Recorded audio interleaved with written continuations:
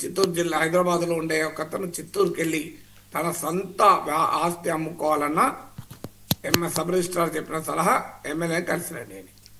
So ఇలాంటి పరిస్థితులు ఉన్నప్పుడు మరి పోలీసు అధికారులు వింటారా? అసలు సమస్యను పక్కకు పెట్టి పవన్ కళ్యాణ్ అడ్రస్ చేయాల్సింది ఏంటి? ఒకటి పొలిటికల్ కరప్షన్ను మొదలు అడ్రస్ చేయాలి.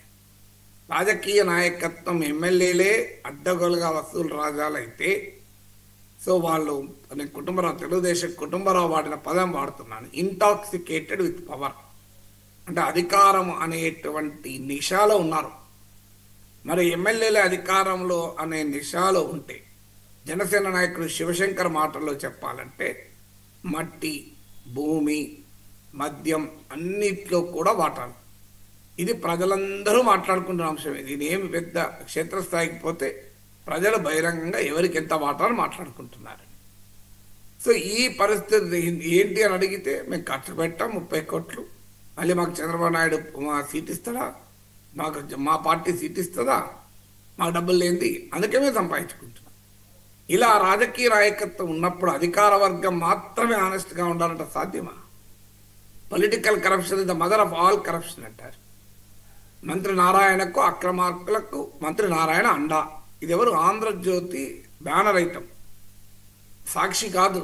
మరి ఆంధ్రజ్యోతి బ్యానర్ ఐటమ్ అన్నప్పుడు మరి మంత్రి నారాయణకు అక్రమార్కులు అంతా అండగా నిలుస్తుంది, అక్రమార్కులకు నారాయణ అంతా అండగా నిలుస్తుంటే, నారాయణ చంద్రబాబు నాయుడు క్యాబినెట్లో అత్యంత ముఖ్యమైన మంత్రిగా ఉన్నప్పుడు నా పవన్ కళ్యాణ్ నిస్సహాయత వ్యక్తం అవుతుంది కదా. సో అందువల్ల పవన్ కళ్యాణ్ ఇప్పుడు సీజ్ ద షిప్ అన్నాడు అక్కడికి వెళ్ళి. దానికి ఏం జరిగింది? Did anything happen? ఎవరిపైన చర్య ఉందా? ఆ కంట్రోల్ బియ్యం ఎక్స్పోర్ట్ అవుతుంటే ఎవరిని పట్టుకున్నారు? ఏ నాయకుడు ఆరోపణ వచ్చింది? వైసీపీ నాయకుడు పేరు నానిపోయి కదా. మరి ఏం చర్యలు ఎందుకు లేవు? ఎక్కడ ఆగింది?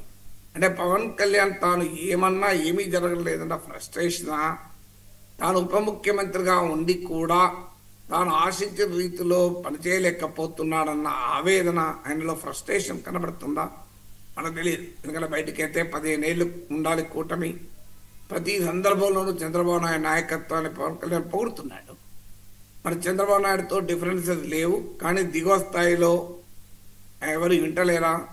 చంద్రబాబు నాయుడు నిస్సహాయత వ్యక్తం పరిస్థితి ఉందా? మీకు ఆంధ్రజ్యోతి కథనాలు చూస్తే చంద్రబాబు నాయుడు నిస్సహాయుడిగా ఉండిపోతున్నాడు.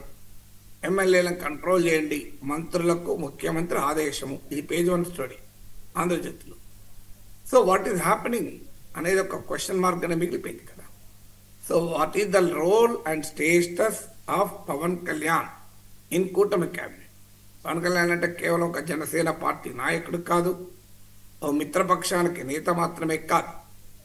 చంద్రబాబు నాయుడు మాటల్లో చెప్పాలంటే గేమ్ చేంజర్, నా మాటల్లో చెప్పాలంటే man of the match. Game changer అంటే ది అన్స్టాపబుల్ బాలకృష్ణ షోలో చెప్పింది. గేమ్ చేంజర్కే గేమ్ పైన కంట్రోల్ లేకపోతే ఆయన గేమ్ ఎందుకు చేంజ్ చేసినట్లు? సో గేమ్ చేంజర్ పరిస్థితి ఇలా ఎందుకుంది అనేటువంటి క్వశ్చన్ అయితే ఉత్పన్నం కాక తప్పదు కదా. ఈ కాంటెక్స్ట్లో మళ్ళీ లోకేష్ ఉప ముఖ్యమంత్రి పదవి, దానిపైన జనసేనలో ఆందోళన, ముఖ్యమంత్రిగా పవన్ కళ్యాణ్ కావాలని మేము కోరుకుంటున్నామని జనసేన వ్యాఖ్యలు, అసలు అంగీకారం ప్రకారం రెండవ ఉప ముఖ్యమంత్రి అవకాశమే లేదు అని పుచ్చేచేది లాంటి సీనియర్ల వివరణలు, ఇవన్నీ కలిపి చూసి డాట్స్ అన్నీ కనెక్ట్ చేస్తే లార్జర్ పిక్చర్ మీకు కనబడుతుంది కదా.